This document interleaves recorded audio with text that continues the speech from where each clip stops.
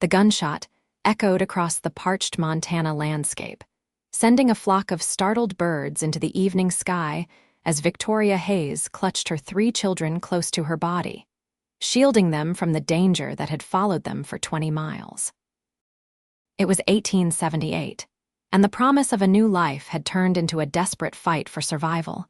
Victoria's worn boots kicked up dust as she urged her children forward, their small faces streaked with tears and dirt. They hadn't eaten properly in 2 days, not since her husband's blood had soaked into the floorboards of their homestead, his killer still at large and determined to claim the deed to their land. "Mama, I'm hungry," whispered 5-year-old Emma, the youngest of the 3, her golden curls matted against her forehead. "Just a little further, sweetheart," Victoria promised, though she had no idea where they were heading. The nearest town was still miles away, and night was falling fast over the unforgiving prairie. 7-year-old Thomas stumbled, his thin legs giving out beneath him. Victoria stopped, her heart racing as she heard the distant sound of hoofbeats. They were coming. "Please," she whispered, looking up at the darkening sky. "Please help us." As if in answer to her prayer, a figure appeared on the horizon. Victoria instinctively pushed her children behind her, ready to defend them with her life if necessary. Her eldest, 9-year-old Sarah, gripped her mother's skirt with trembling fingers. The rider approached slowly, his silhouette growing more distinct against the backdrop of the setting sun. He sat tall in the saddle, the brim of his hat pulled low over his eyes. As he drew closer, Victoria could make out the weathered face of a man who had seen his share of hardship on the frontier. "Evening, madam," he called out, his voice deep but gentle.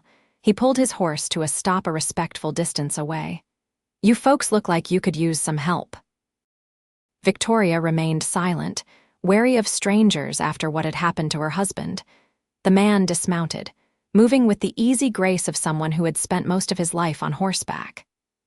"Name's Noah Blackwood," he said, removing his hat to reveal dark hair streaked with silver at the temples. His eyes were kind but vigilant, scanning the horizon as if sensing the danger that pursued her family. "We're fine," Victoria lied, even as Emma whimpered with hunger behind her. Noah's gaze fell on the children, his expression softening. "Those little ones don't look fine to me, madam." "When's the last time they ate?" Before Victoria could answer, the sound of approaching riders grew louder. Noah's hand moved instinctively to the pistol at his hip. "Those men after you?" he asked quietly. Victoria nodded, fear constricting her throat. "They killed my husband. They want our land." Noah's jaw tightened. Without hesitation, he led his horse closer. "Get the children up on Samson here. He's strong enough to carry them." "I can't ask you to. You didn't ask," Noah interrupted, his eyes meeting hers with unwavering determination. "I'll carry them as if they were mine," the cowboy told the mother with 3 hungry children. "And I'll see to it no harm comes to any of you." Victoria hesitated only a moment before nodding. With Noah's help, she lifted her children onto his horse. As the sounds of pursuit grew nearer, Noah grabbed the reins and led them quickly toward a cluster of rocks and sparse trees that offered some cover.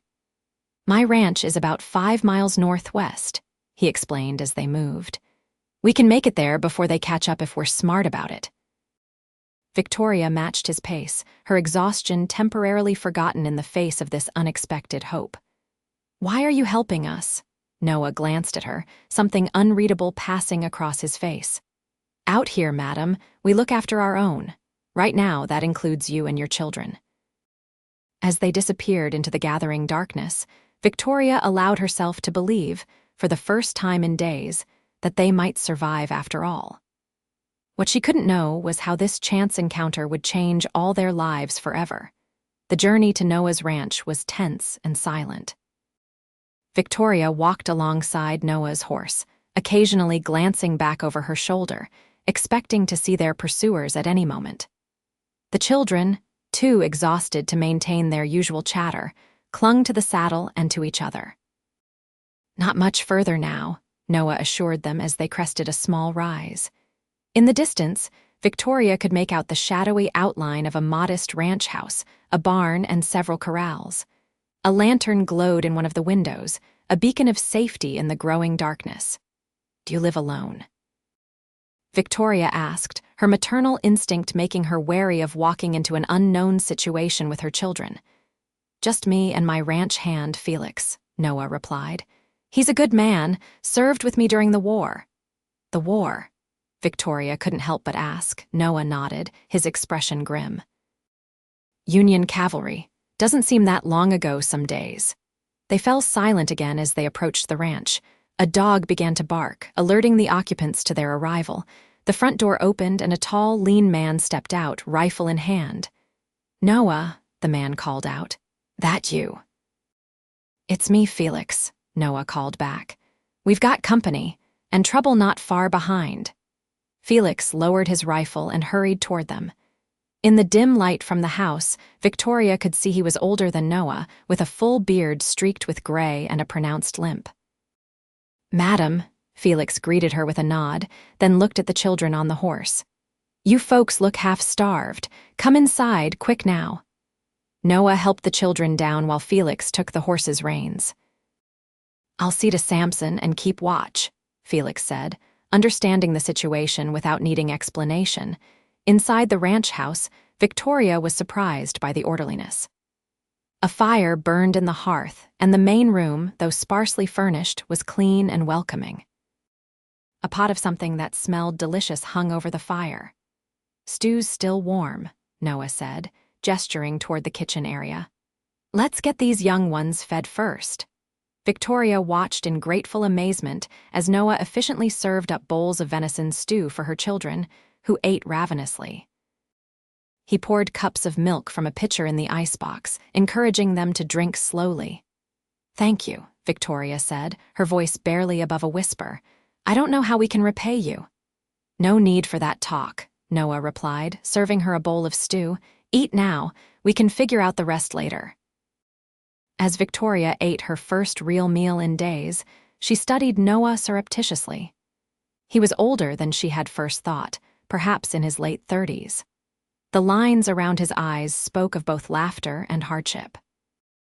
His hands, as he cut bread to accompany their meal, were strong and calloused, but moved with surprising gentleness. After they had eaten, Noah showed them to a small bedroom. "You and your daughters can take this room," he said.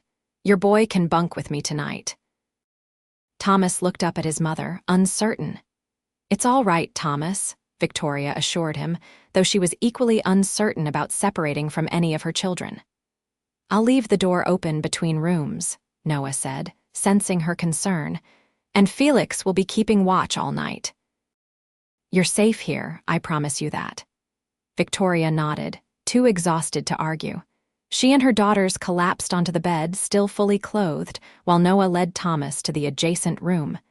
Despite her exhaustion, Victoria found sleep elusive. The events of the past few days played on an endless loop in her mind. Her husband Peter's murder, the hasty flight from their homestead, the hungry days on the run. And now, this unexpected salvation in the form of a stranger whose kindness seemed almost too good to be true. She must have dozed off eventually, because she awoke with a start to the sound of voices. Dawn was breaking, sending pale light through the curtainless window. Victoria slipped from the bed, careful not to wake her daughters, and moved to the doorway. Noah and Felix were speaking in low tones by the front door. Noah was buckling on his gun belt, his expression serious. "They're likely to come here first," Felix was saying. "They know this is the closest ranch to where they lost the trail." "That's why I'm going to meet them on the road," Noah replied. "Better to head them off than let them get near the house." Victoria stepped into the main room. "You're going to confront them? Alone?" Both men turned, surprised by her presence. "Mrs. Hayes," Noah began. "Victoria," she corrected him. "Please." "Victoria," he amended with a nod.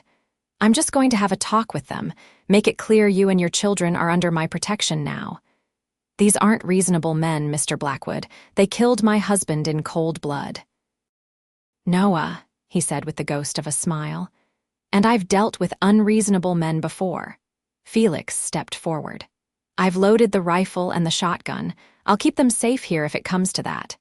Victoria looked between the two men, these strangers who were risking themselves for her family. "Why?" she asked simply. "Why would you do this for people you don't even know?" Noah was quiet for a moment. "Because 13 years ago, no one stood up for my wife and son when they needed it. I wasn't there to protect them, and no one else stepped in."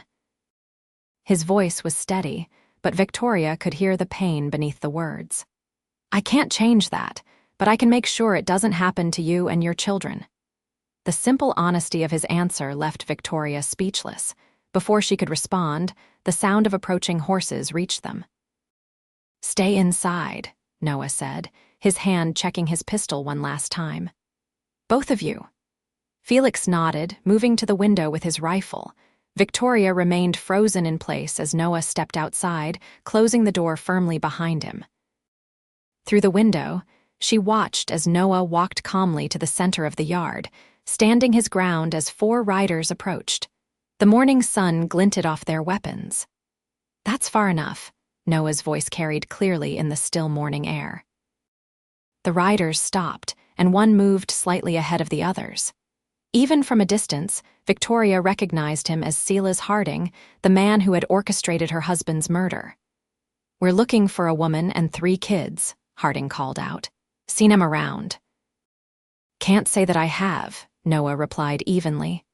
"What business you got with them?" "That's none of your concern, Blackwood," Harding said, his tone becoming hostile. "But if you're harboring them, you're making it your concern." "Any particular reason you're chasing after a widow and her children, Harding? Doesn't seem like the kind of thing an honorable man would do." Victoria could see Harding stiffen in the saddle. "That land belongs to me now. I've got the deed." "A deed you took from a dead man," Noah replied coldly. "The way I hear it, you shot Peter Hayes in the back while his children watched. Is that how you conduct business these days?" The tension in the yard was palpable. Victoria's heart hammered in her chest as she watched Harding's hand move toward his pistol. "I'm going to give you one chance to ride away," Noah said, his voice carrying a deadly calm. "Take it." Harding laughed, a harsh sound that made Victoria flinch. "There's 4 of us and one of you, Blackwood. Those aren't odds I'd bet on." "2," Felix called out, stepping onto the porch with his rifle raised. "And we're not betting men." For a long, tense moment, no one moved. Then Noah spoke again, his voice dropping to a tone that sent a chill down Victoria's spine. "Harding, you and I both know Sheriff Patterson in Cedar Ridge would be mighty interested in what happened at the Hayes homestead. I imagine he'd also be interested in what happened to those 2 prospectors last year, the ones who disappeared after striking gold on land you suddenly claimed." Harding's face contorted with rage. "You're making a powerful enemy, Blackwood." "Wouldn't be the first time," Noah replied steadily. "Now ride out and spread the word. The Hayes family is under my protection. Anyone who means them harm answers to me." With a final glare, Harding wheeled his horse around. "This isn't over," he spat before leading his men away from the ranch. Only when they had disappeared from sight did Noah turn back toward the house. His eyes met Victoria's through the window, and something passed between them, an understanding, a promise. In that moment, Victoria knew her family's fate was now inextricably linked with this man who had appeared in their darkest hour and offered them not just shelter, but a shield against those who would harm them. What she didn't yet understand was how deeply that connection would grow in the days and weeks to come. As spring gave way to summer, the Hayes family settled into life at the Blackwood Ranch. Noah insisted they stay until the situation with Harding was resolved, and Victoria, with no home to return to and no means to start over elsewhere, gratefully accepted. The children adapted quickly to ranch life. Thomas followed Noah everywhere, absorbing knowledge about horses, cattle, and the land like a sponge. Sarah helped Victoria with household tasks, revealing a talent for cooking that impressed even Felix. Little Emma bloomed in the safety of their new environment, her laughter returning to fill the previously quiet ranch house. Victoria found herself falling into a routine as well. She took over much of the cooking and household management, skills she had honed as a homesteader's wife. The men, who had clearly been surviving on the most basic of meals, appreciated her efforts immensely. "If I'd known having a woman around would improve the food this much," Felix joked one evening as they finished a meal of fried chicken, fresh bread, and apple pie. "I'd have kidnapped 1 year ago." Noah laughed, a sound that had become more frequent as the weeks passed. "Don't give him ideas," he told Victoria with a warm smile. "He's liable to start abducting cooks from all over the territory." Victoria smiled back, finding it increasingly easy to do so in Noah's presence. "Well, I'm glad I can contribute something. You've done so much for us." "You've done plenty," Noah assured her. "This place hasn't felt like a home in a long time, until now." Their eyes met across the table, and Victoria felt a flutter in her chest that both alarmed and excited her. It had been only 3 months since Peter's death. Was it disloyal to feel this way about another man so soon? Later that night, after the children were asleep, Victoria sat on the porch, enjoying the cool evening air. The sound of boots on the wooden planks alerted her to Noah's presence before he spoke. "Mind if I join you?" he asked. "Please do," she replied, moving over on the bench to make room for him. They sat in comfortable silence for a while, watching the stars emerge in the vast Montana sky. "Thomas asked me something today," Noah said finally. "He wanted to know if he could call me sir instead of Mr. Blackwood." Said it was shorter and easier. Victoria turned to look at him, surprised. "What did you tell him?" "I told him he could call me Noah," he replied, then hesitated. "But what I wanted to say was that he could call me whatever made him comfortable, including—" He trailed off, looking uncertain for the first time since she'd met him. "Including Pa," Victoria finished softly. Noah nodded, his eyes fixed on the distant horizon. "I had no right to think it, let alone almost say it. They're your children, Victoria, and they had a father who loved them." Victoria was quiet for a long moment, processing her own complicated feelings. "They did," she agreed. "Peter was a good father, but he's gone now, and they need someone to look up to, Thomas especially." "I'm not trying to replace him," Noah said quickly. "I would never presume. I know," Victoria interrupted gently. "But the truth is, you've become important to them, to all of us." Noah turned to face her then, his expression open and vulnerable in a way she hadn't seen before. "You've become important to me too, more than I expected. More than I thought possible after." "After your wife and son," Victoria supplied when he couldn't continue. He nodded, pain flashing across his features. "Abigail and James. They died of fever while I was away fighting. I came home to empty graves and an empty house." Victoria reached out instinctively, placing her hand over his. "I'm so sorry, Noah. For a long time I thought that part of my life was over," he continued, "that I'd never have a family again, never want one. Then you and your children showed up, and suddenly—" He turned his hand to clasp hers. "Suddenly I'm wondering if maybe I was wrong." Victoria's heart pounded in her chest. She knew what he was trying to say, what he was asking without asking. "Noah," she began, then stopped, uncertain how to proceed. "It's been such a short time." "I'm still grieving, Peter, and you still carry Abigail with you." "I know," he said. "I'm not asking for anything right now. I just wanted you to know that if you're ever ready to think about a future beyond grief, I'll be here." Victoria squeezed his hand, tears pricking at her eyes. "Thank you for understanding, and for being patient." They sat together a while longer, hands joined, watching the night deepen around them. It wasn't a declaration of love, not yet. But it was a beginning, a possibility that Victoria found herself increasingly willing to consider. The next morning, their peaceful routine was shattered when Felix rode in at a gallop, his usually calm demeanor replaced by urgent concern. "Riders coming," he announced as Noah and Victoria stepped onto the porch. 6 of them, armed, Harding's men by the look of it. Noah's expression hardened immediately. "Victoria, get the children inside. Felix, we need to wait," Felix interrupted. "They're not coming from town. They're coming from the direction of your old homestead, Victoria." Victoria froze. "Why would they be coming from there? There's nothing left." Noah and Felix exchanged a knowing look. "What is it?" Victoria demanded. "What aren't you telling me?" Noah sighed. "I've been riding out there every few days, keeping an eye on the place. I didn't want to get your hopes up, but I thought maybe, when this business with Harding was settled, you might want to rebuild." Victoria stared at him, momentarily speechless at this revelation. Before she could respond, however, the sound of approaching horses demanded their attention. "Inside, now," Noah said firmly, his hand moving to his gun.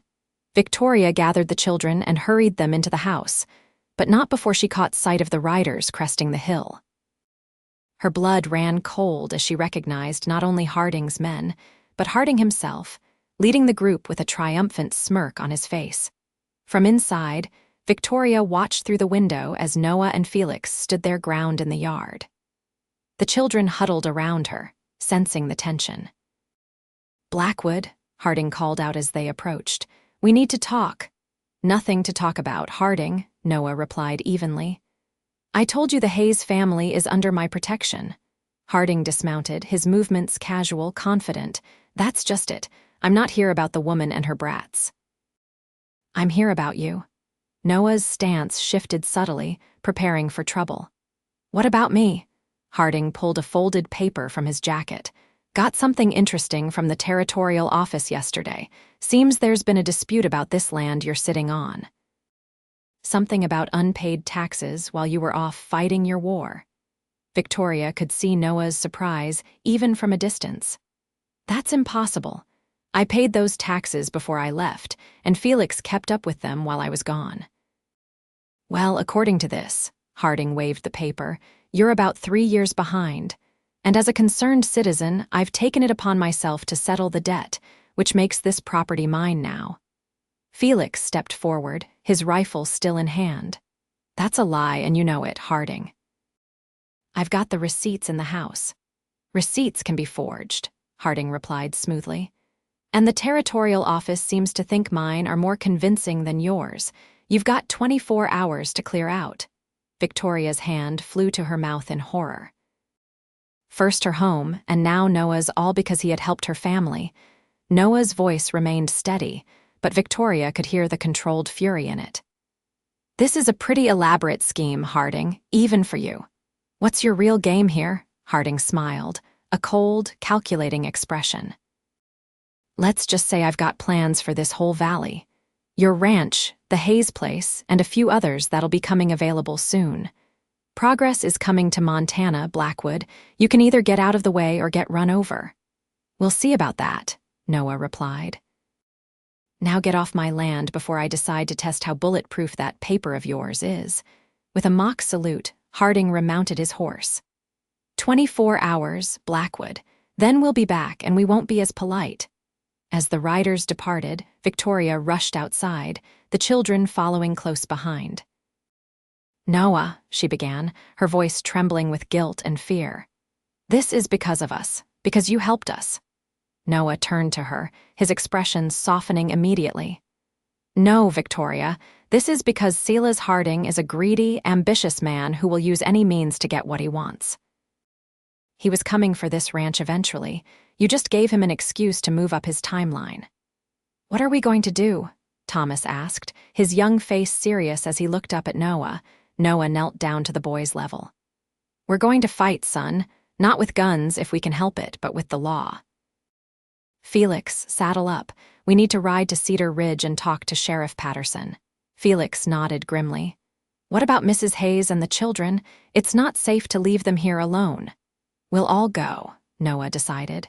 "Pack only what you need for a few days. We'll leave in an hour." As they prepared to depart, Victoria helped the children gather their few possessions. Her mind raced with worry and guilt. Noah had risked everything to help them, and now he stood to lose his home because of it. When she stepped outside with the children, she found Noah by the corral, saddling the horses.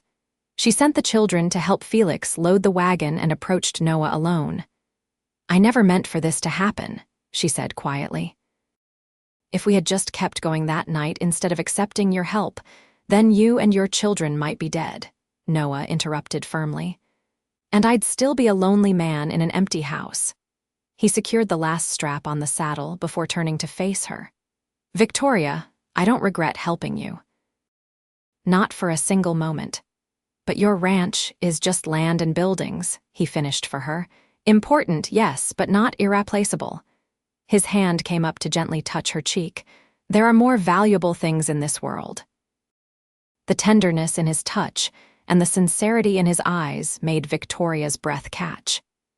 In that moment, she realized that her feelings for Noah had grown far beyond gratitude or friendship. Despite her grief, despite the chaos surrounding them, her heart had made room for something new, something that both frightened and exhilarated her. Before she could respond, Emma called out from the wagon, breaking the moment. Noah's hand fell away, but his eyes held hers a moment longer, communicating without words that this conversation wasn't over, merely postponed. As they set out for Cedar Ridge, Victoria couldn't help but wonder what the future held for all of them. One thing was certain: whatever came next, they would face it together. Cedar Ridge was a modest settlement by most standards, but to Victoria's children, who had grown up on an isolated homestead, it was a marvel of civilization. The main street boasted a general store, a saloon, a small hotel, a church, and the sheriff's office, which doubled as the jail. Noah led them directly to the latter, helping Victoria and the children down from the wagon while Felix secured the horses. Sheriff Jim Patterson was a barrel-chested man with a neatly trimmed beard and shrewd eyes that missed little. He greeted Noah with a firm handshake and a concerned expression. "Blackwood," he said. "Not often we see you in town these days. Must be serious." "It is, Jim," Noah confirmed, introducing Victoria and the children before explaining the situation with Harding. The sheriff listened attentively, his frown deepening as Noah described the fraudulent tax claim. "This isn't the first complaint I've heard about Harding," Patterson admitted when Noah finished. "There have been rumors about how he acquired some of his properties, but rumors aren't evidence, and Harding's got friends in the territorial government. So you can't help us?" Victoria asked, unable to keep the disappointment from her voice. Patterson held up a hand. "I didn't say that, madam. I said it won't be easy." He stroked his beard thoughtfully.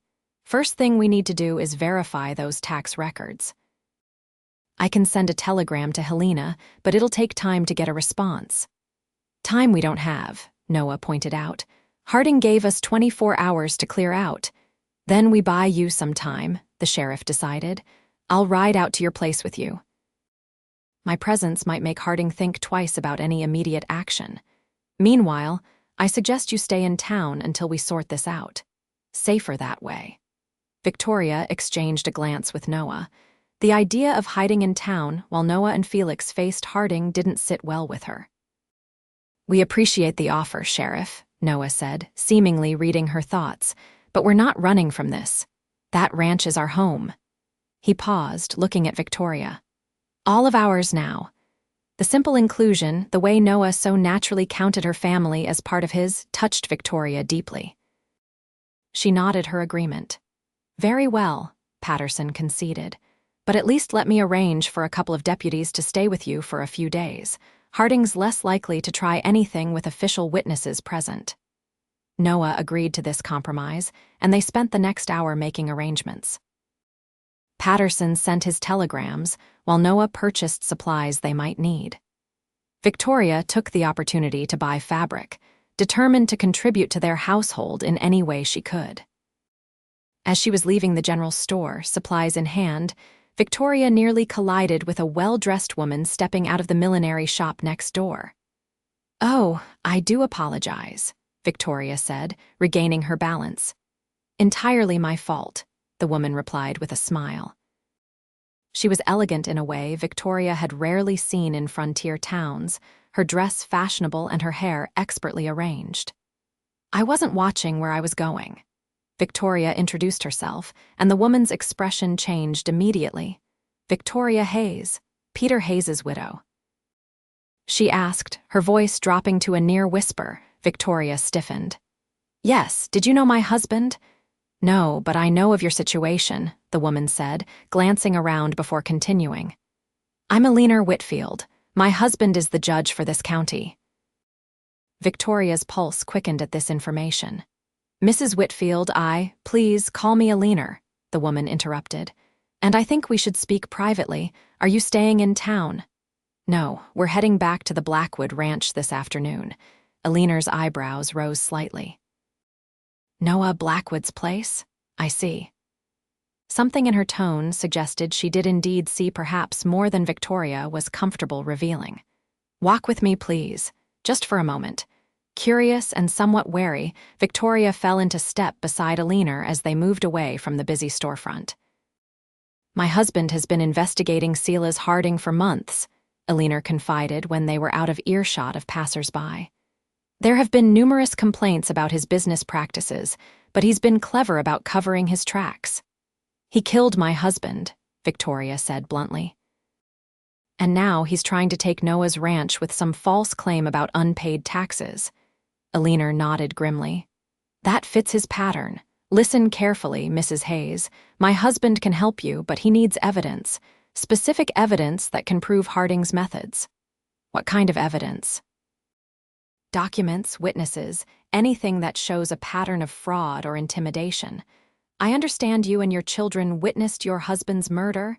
Victoria flinched at the memory.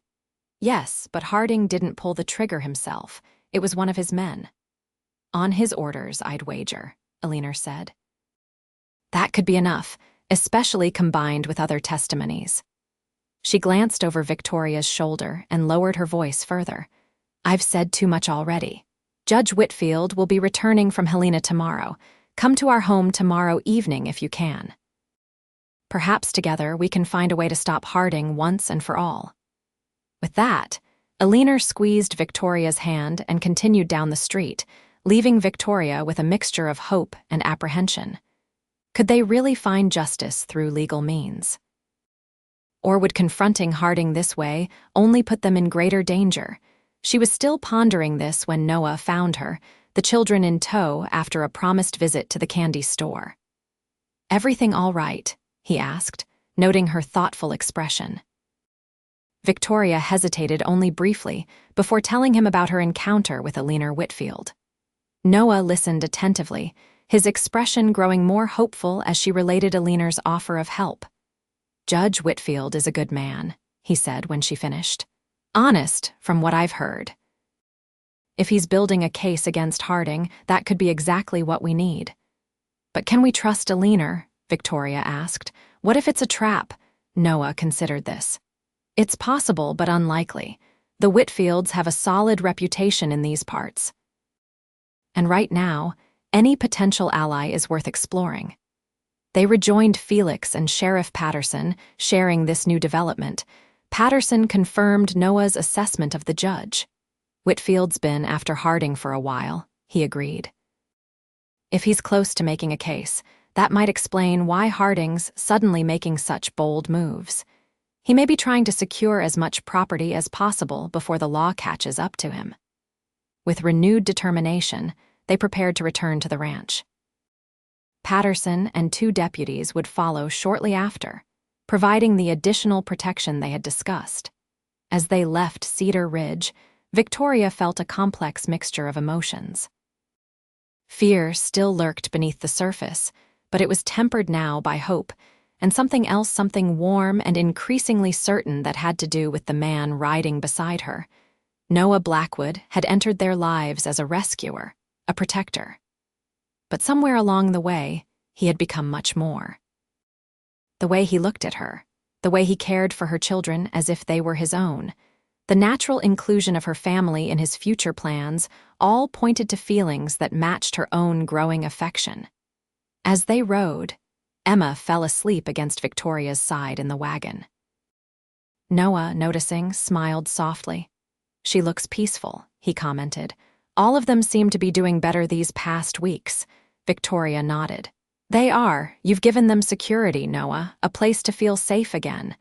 They've given me something too, he replied quietly. A reason to come home at night. A house that feels lived in again. Their eyes met over Emma's sleeping form, and Victoria felt that now familiar flutter in her chest. There was so much she wanted to say, but the time wasn't right, not with the children present, not with the uncertainty of Harding's threat still looming. Instead, she simply said, "Thank you for fighting for us, Noah." His answer was simple but filled with meaning. "Always, Victoria, always." The return to the ranch was uneventful, but tension hung in the air as they prepared for whatever might come. Felix took the first watch while Noah helped Victoria settle the children for the night.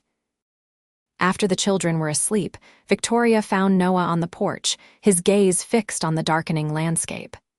"Do you think they'll come tonight?" she asked, joining him at the railing. "No," Noah replied. "Harding will wait until his deadline. He likes to play by his own rules, gives him the illusion of legitimacy." He turned to her, his expression serious in the fading light. "Victoria, there's something I need to say in case things don't go as we hope tomorrow." Victoria's heart quickened. "Noah, please," he interrupted gently. "Let me say this while I have the courage." He took a deep breath. "When you and your children came into my life, I was existing, not living.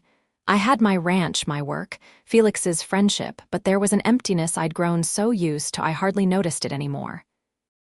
He took her hand in his touch warm and steady. "These past months, watching you rebuild your life after such tragedy, seeing your strength and grace, I found myself feeling things I thought were long buried with Abigail." Victoria's breath caught as Noah continued, his voice low and earnest. "I know it's too soon for both of us. I know there's still danger and uncertainty ahead. But I want you to know that whatever happens tomorrow or the days after, my feelings for you are real and true. And when you're ready, if you're ever ready, I would be honored to build a life with you and your children." Tears welled in Victoria's eyes as the words she had both hoped for and feared were finally spoken aloud. Her own feelings, which had been growing steadily despite her attempts to temper them with caution, could no longer be denied. "Noah," she whispered, her free hand coming up to rest against his cheek. "I've been fighting my feelings, telling myself it was too soon after Peter, that I was just grateful for your protection. But it's more than that. It has been for some time now." Noah's eyes, filled with hope and tenderness, searched hers. "What are you saying, Victoria?" "I'm saying that I care for you deeply," she admitted. "That when I think of the future, I can only imagine it with you in it, that my children adore you and I—" She hesitated, then found her courage. "And I believe I'm falling in love with you, Noah Blackwood." The smile that transformed Noah's face was like sunrise breaking over the mountains. Slowly, giving her every chance to pull away, he leaned forward until his lips met hers in a kiss that was both gentle and profound, a promise, a beginning. When they parted, Noah kept her close, his forehead resting against hers. "Whatever comes tomorrow," he murmured, "we face it together. You and me and the children." "Together," Victoria agreed, her heart fuller than she had believed possible just months after such devastating loss. They stayed on the porch a while longer, talking softly of hopes and possibilities, before reluctantly separating to get what rest they could before the challenges of the coming day. As Victoria slipped into bed beside her sleeping daughters, she offered a silent prayer of gratitude for the second chance at happiness that had found her in the most unexpected of circumstances. Tomorrow would bring its own trials, but tonight, for the first time since Peter's death, she fell asleep with hope outweighing fear in her heart. Dawn broke over the Blackwood Ranch with a quiet stillness that belied the tension of the coming confrontation. Noah, Victoria, and Felix had risen early, preparing for Harding's arrival while the children still slept. "Sheriff Patterson should be here by mid-morning," Noah said as they shared a hasty breakfast. "Hopefully before Harding shows up. And if he's not?" Victoria asked, trying to keep her voice steady. Noah's eyes met hers across the table, his gaze unwavering. "Then we stand our ground. I've sent word to some neighbors as well. Harding may have money and influence, but he's made enemies across this valley. People are tired of his tactics." Felix nodded in agreement. Already spotted the Andersons and the Millers heading this way. Looks like they're bringing some of their hands too. Victoria felt a surge of gratitude at this news. I didn't realize. People look out for each other out here, Noah explained with a small smile. It's how we survive. The sound of approaching riders interrupted their conversation. Noah moved quickly to the window, then relaxed slightly. It's Patterson, he confirmed, and he's brought more than just his deputies. They stepped outside to greet the sheriff, who was accompanied by 4 deputies, and to Victoria's surprise, Judge Whitfield himself, a distinguished-looking man with silver hair and an air of quiet authority. Blackwood, the judge greeted Noah with a firm handshake. Mrs. Hayes, he added with a respectful nod to Victoria. My wife spoke highly of you after your meeting yesterday. Your Honor, Noah acknowledged, clearly surprised by the judge's presence. We weren't expecting you personally. Judge Whitfield's expression was grim but determined. This situation with Harding has gone on long enough. Eleanor told me about the fraudulent tax claim against your property. It fits a pattern we've been documenting for some time. As they spoke, more riders arrived, neighboring ranchers and their hands, positioning themselves around the property in a clear show of solidarity. By mid-morning, nearly 20 men had gathered, a formidable force against whatever Harding might bring. The children had awakened by then, wide-eyed at the gathering crowd. Noah took time to reassure them, explaining in simple terms that friends had come to help keep them safe. Are we going to have to fight? Thomas asked, his young face serious. Noah knelt to the boy's level. Not if we can help it, son. Sometimes showing strength is enough to avoid a fight. Victoria watched this interaction with a full heart. Noah's natural ease with her children, his instinctive understanding of how to address their fears without dismissing them, only deepened her growing feelings for him. Around noon, the lookout Felix had posted on the ridge gave the signal they'd been waiting for. Harding was coming, and he wasn't alone. Get the children inside, Noah instructed Victoria quietly. Stay with them, no matter what happens out here. Victoria wanted to protest, to stand beside him, but she knew her first responsibility was to her children. With a nod, she gathered them and led them into the house, positioning them in the bedroom farthest from the front of the ranch. Why can't we watch? Sarah asked, her curiosity overcoming her fear. Because it's safer here, Victoria explained, trying to keep her voice calm despite her own anxiety. Noah and the sheriff will handle everything. Is Noah going to be our new pa? Emma asked suddenly, her innocent question catching Victoria off guard. Before she could formulate a response, Thomas answered for her. I hope so. He teaches me things like Pa did, and he makes Ma smile again. Victoria felt tears prick at her eyes. Would you like that? She asked carefully. If Noah became part of our family someday, all 3 children nodded with surprising certainty. He already feels like family, Sarah said wisely. He takes care of us like we're his own. The simple truth of her daughter's observations struck Victoria deeply. Noah had indeed carried her children as if they were his own, from the very first night, not just physically on his horse, but emotionally, taking on their welfare and happiness as his personal responsibility. Outside, she could hear the approach of Harding's men, the shuffling of horses and the murmur of voices. She strained to make out words, torn between her duty to stay with her children and her desperate need to know what was happening. The tension was broken by Emma, who tugged at her sleeve. Mama, I'm scared, she whispered. Victoria pulled her youngest close.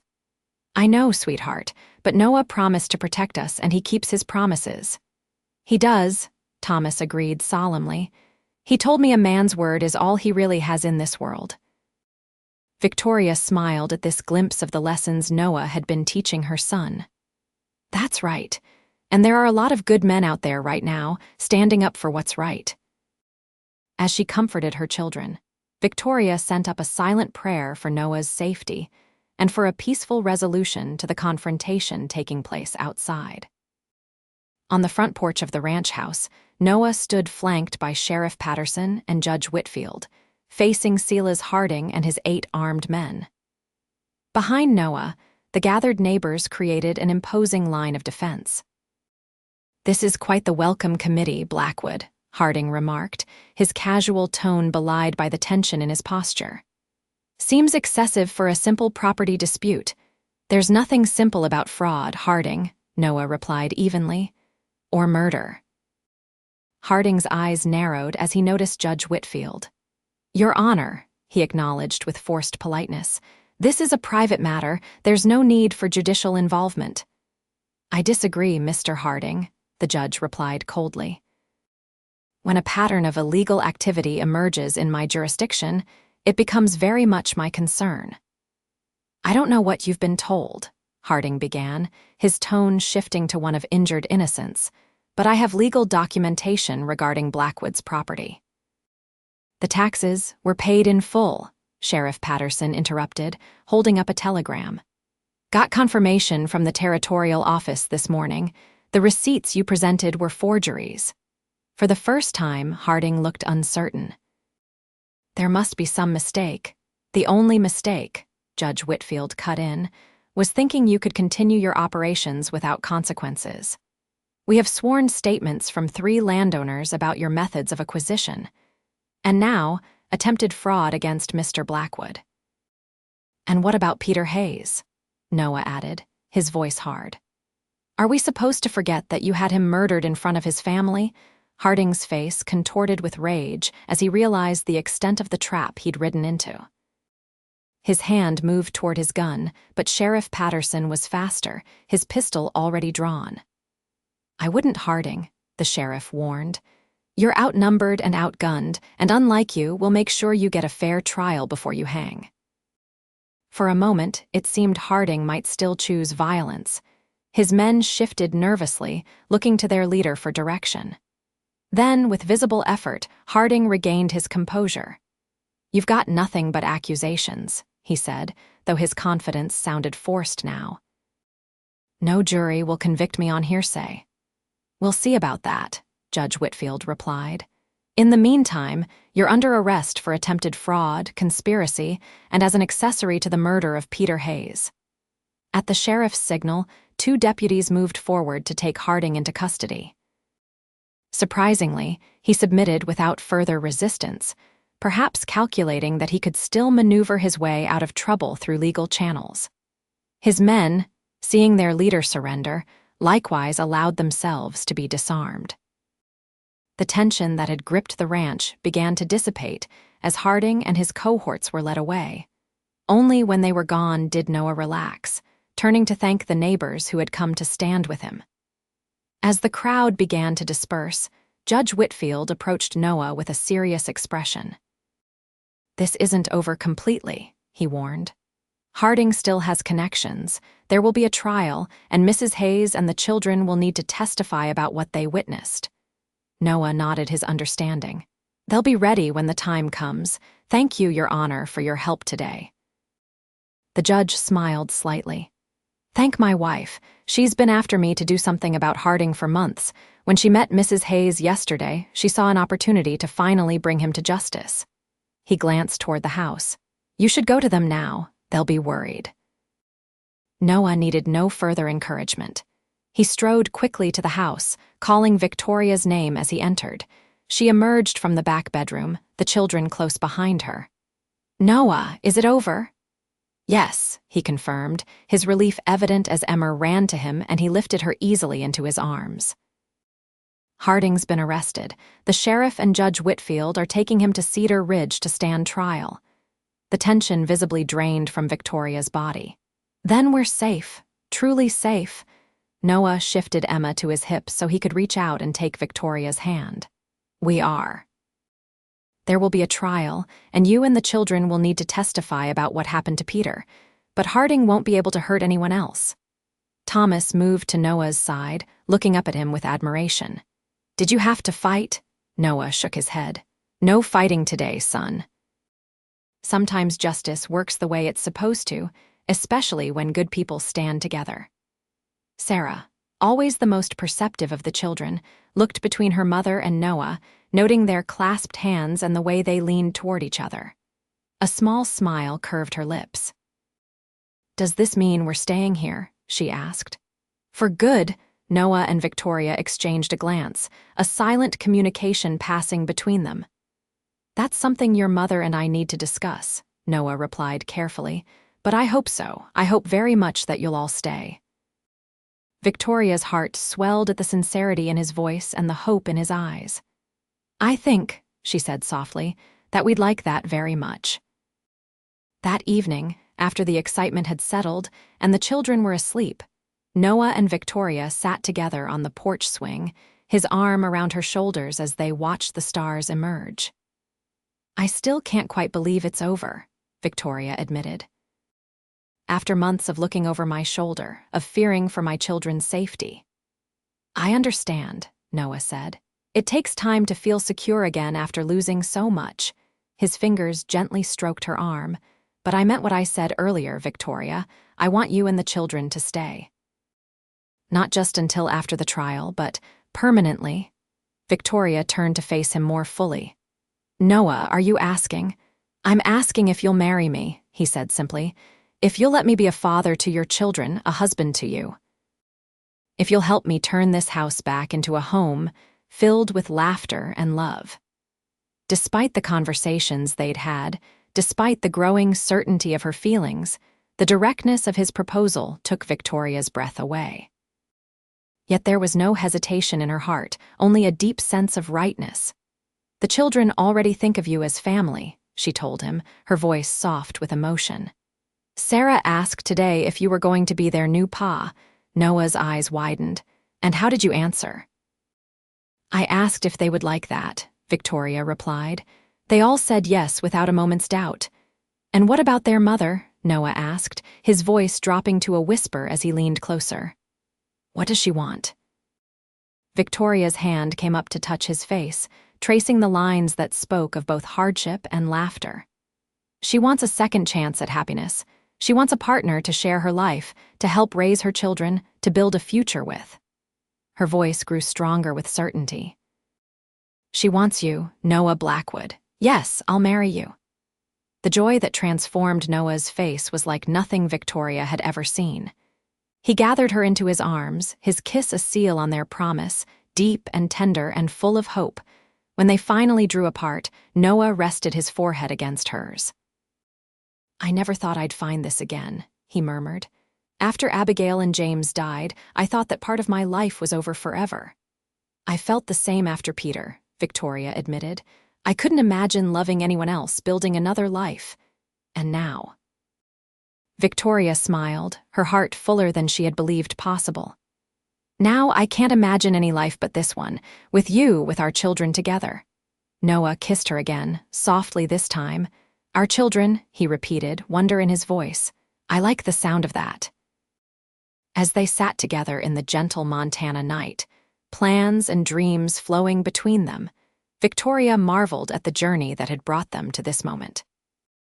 From the desperate flight that had led her family to Noah's doorstep, to this pledge of a shared future, it seemed both impossible and inevitable. "What are you thinking?" Noah asked, noticing her thoughtful expression. Victoria leaned into his embrace, secure in a way she hadn't felt since before Peter's death. "I'm thinking about that first night when you found us on the road. You told me you'd carry my children as if they were your own." She looked up at him, love and gratitude shining in her eyes. "You've kept that promise in every way that matters." Noah's arms tightened around her. "And I always will," he vowed, "for the rest of our lives." In that moment, surrounded by the peace of the ranch and the warmth of Noah's love, Victoria believed with her whole heart that their future together would be everything they hoped for and more.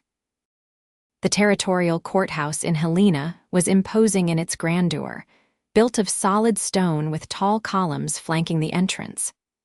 Victoria stood at the bottom of the steps, her children gathered close, while Noah spoke quietly with Judge Whitfield nearby.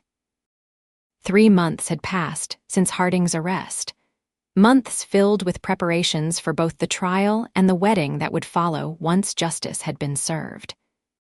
Now, on this crisp autumn morning, Victoria felt a strange mixture of dread and determination as she prepared to testify about the events that had shattered her first family and, ironically, led to the formation of her second. "Are you ready?" Noah asked, returning to her side.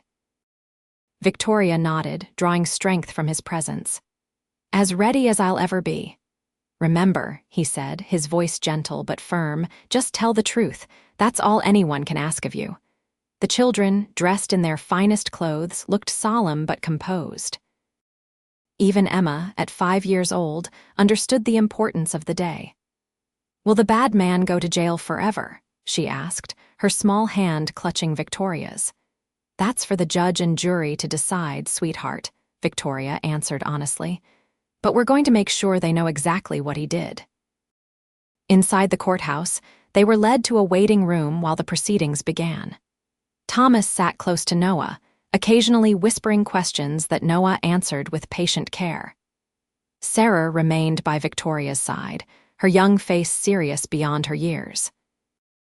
"Ma," she said quietly as they waited, "after the trial, when you and Noah get married, will we change our name to Blackwood?" The question caught Victoria by surprise. "Would you like to?" Sarah considered this thoughtfully. "I think Pa would understand. He'd want us to be happy, and Noah makes us happy." Victoria felt tears prick at her eyes at her daughter's wisdom. "Yes, I think he would understand, and yes, we'll all be Blackwoods." When they were finally called to testify, Victoria went first, recounting the terrible day of Peter's murder with as much composure as she could muster. Noah's steady presence in the courtroom gave her strength as she described how Harding's men had come to their homestead, demanding Peter sign over the deed. "When my husband refused," she testified, her voice clear despite the painful memories, "the man called Clayton shot him in the back as he turned to tell us to run inside. My children saw everything." The prosecutor, a sharp-eyed woman named Mrs. Holbrook, who had been specifically appointed for this case, led Victoria through her testimony with skilled precision. "And where did you go after your husband was murdered?" Mrs. Holbrook asked. "We fled," Victoria replied. "We had nowhere else to go. We walked for almost 2 days before Mr. Blackwood found us and took us in." "And what happened then?" Victoria recounted the confrontation at Noah's ranch, Harding's fraudulent tax claim, and finally the standoff that had led to his arrest. When it was the children's turn to testify, Victoria held her breath, but her fears proved unfounded. Thomas spoke with a clarity and certainty that belied his 7 years, identifying Clayton as the shooter without hesitation. Sarah corroborated her brother's account, adding details about Harding's presence and his orders to make Hayes see reason. Even little Emma, though not required to testify formally due to her age, was allowed to tell the judge in his chambers about the scary men who hurt Papa. Other witnesses followed neighbors who had been pressured by Harding, a clerk from the territorial office who confirmed the tax forgeries, and finally Noah himself, who described Harding's long-standing attempts to consolidate power in the valley. The trial lasted 5 days, but in the end, the verdict was decisive. Silas Harding was found guilty of conspiracy to commit murder, fraud, and numerous lesser charges. Clayton and 2 other henchmen were convicted of murder. The sentence came swiftly. Harding would spend 20 years in prison, while Clayton would hang for his crimes. As they left the courthouse for the final time, Victoria felt a weight lift from her shoulders. It wasn't the closure she had expected. Nothing could bring Peter back or erase the trauma her children had endured, but it was justice. And it meant they could truly move forward now. Noah seemed to sense her thoughts, his arms slipping around her waist as they descended the courthouse steps. "It's over," he said simply. "Really over." Victoria leaned into his strength, grateful beyond words for his steady presence throughout the ordeal. "Thank you," she whispered, "for everything." His smile was tender as he looked down at her. "No need for thanks between us, not ever." 2 weeks later, On a perfect October afternoon, Victoria stood in Eleanor Whitfield's guest room, allowing her friend to make final adjustments to her wedding dress. The simple ivory gown, with its modest lace trim and fitted bodice, had been Eleanor's gift, a gesture of friendship that had touched Victoria deeply. "You look beautiful," Eleanor declared, stepping back to admire her handiwork. "Noah won't know what hit him." Victoria smiled, a hint of nervousness fluttering in her stomach. "I can hardly believe this day is finally here." "Having second thoughts?" Eleanor asked, though her tone suggested she already knew the answer. "Not at all," Victoria replied truthfully. "Just amazed at how life can change so completely in such a short time.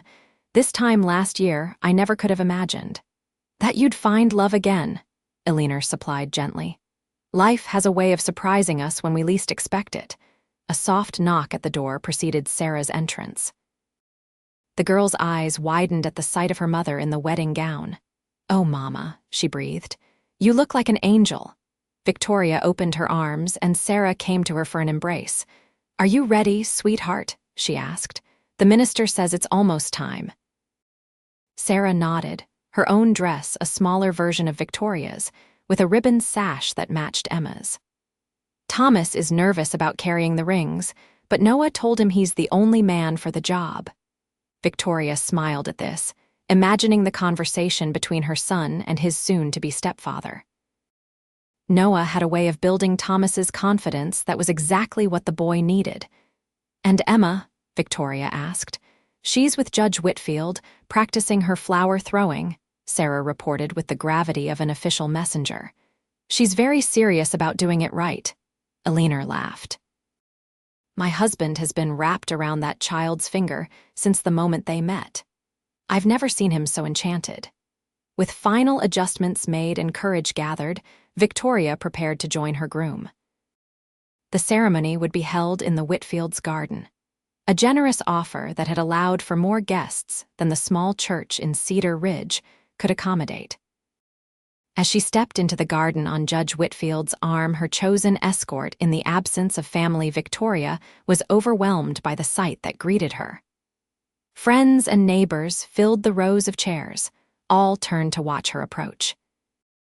Felix stood beside Noah as his best man, his weathered face split by a rare, broad smile. And Noah waited at the end of the flower-strewn path, his eyes finding hers immediately. The love and wonder in his gaze made her breath catch.